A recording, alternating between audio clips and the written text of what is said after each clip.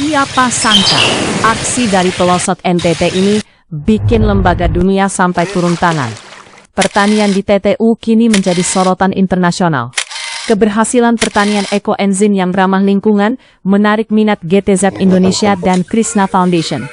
Saksikan bagaimana inisiatif ini tidak hanya meningkatkan hasil panen, tetapi juga menjaga kelestarian lingkungan dan memberdayakan komunitas lokal. Temukan keajaiban pertanian berkelanjutan di TTU. Oke, salam sejahtera. Hari ini anak desa berpetualang menuju ke lokasi tanaman horti organik Desa Binaan, Jos. Perjalanan ke kebun organik ini penuh tantangan, sama seperti perjuangan petaninya yang memutuskan lepas dari ketergantungan pupuk kimia. Sesuai tren dan request di kolom komentar, yuk kita bedah masalah utama yang paling sering dihadapi. Banyak petani mengeluh hasil panen anjlok di awal transisi. Tanah yang sudah telanjur rusak akibat kimia, hingga bingung cara membuat pupuk organik yang cepat dan murah. Banyak komplikasi penyakit juga, seperti kita manusia. Itu bahaya. Dan itu proses perbaiki.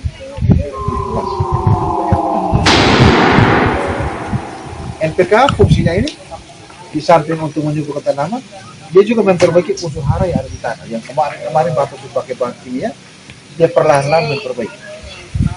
Jadi solusinya, lahan mau baik pakai NPK baik. Bisa pakai bahan itu biasa Bapak pakai M4 ya. Tapi ini kita pakai ekoenzim. Dari Bapak tidak perlu beli lagi apa? M4.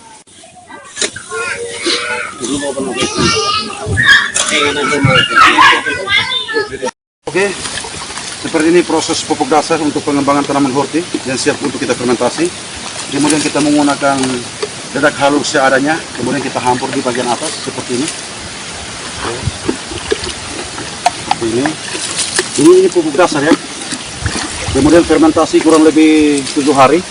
Kalau lama fermentasi lebih bagus karena ini organik. Semakin lama fermentasi, semakin bagus hasilnya. Oke, seperti ini ya. Oke. Kita ambil seperti ini. Saya lagi di lokasi Banan A bersama adik siapa tadi? Adik ya. Oke. Kemudian seperti ini kita menggunakan daun pisang untuk kita tutup pupuk dasar ini untuk pengembangan tanaman horti. Ditutup rapat ya. Oke, lanjut lagi, ambil lagi cepat ya.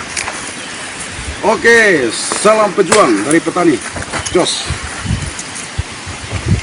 Komunitas ekoenzim TTU bersama Yayasan Nusa Timor Mandiri punya paket lengkap. Bukan cuma kompos NPK ekoenzim untuk dasaran tanah, mereka juga menciptakan NPK cair ekoenzim untuk kedahsyatan nutrisi cair tanaman, lengkap dengan berbagai produk turunan lainnya. Sekali jalan, semua kebutuhan nutrisi organik tanaman langsung terpenuhi, tanpa ketergantungan kimia lagi.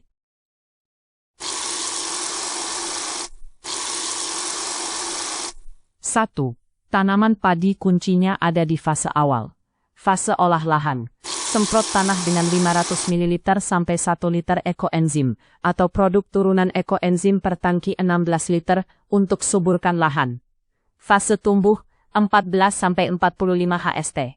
Gunakan 100 ml per tangki tiap 2 minggu agar anakan banyak dan batang kokoh. Fase keluar malai, cukup 80 ml per tangki supaya pengisian bulir padi maksimal. 2. Tanaman palawija, jagung, cabai, tomat. Kedua, untuk palawija, karakter tanamannya lebih sensitif. Fase bibit, cukup 30-50 ml per tangki agar tanaman tidak kaget setelah pindah tanam. Fase daun dan batang, gunakan 80 ml per tangki, semprot bawah daun di pagi hari. Fase buah, naikkan ke 100 ml per tangki saat bunga muncul agar tidak rontok dan buah berbobot. Tips teknis, agar tidak gagal. Penting, biar tidak gagal, catat 3 aturan wajib ini. 1. Jangan campur kimia. Bakteri baik ekoenzim bisa mati kalau dicampur pestisida atau pupuk kimia. 2. Gunakan air bersih. Pakai air sumur atau sungai. Hindari air kaporit. 3. Waktu semprot. Jam 6-9 pagi atau sore setelah jam 4. Hindari matahari terik supaya tidak menguap. Langkah tadi baru awal. Komunitas TTO NTT punya ekosistem organik lengkap yang siap Anda tiru. Mau tahu cara meracik kompos NPK ekoenzim untuk tanah? Aplikasi NPK cair ekoenzim sebagai booster tanaman? Hingga pemanfaatan berbagai produk turunan lainnya yang bikin hemat biaya. Semua panduannya sudah kami siapkan. Klik video di layar tengah dan akhir. Mari belajar bersama. Lepas dari kimia dan buat pertanian kita makin mandiri. Salam ekoenzim.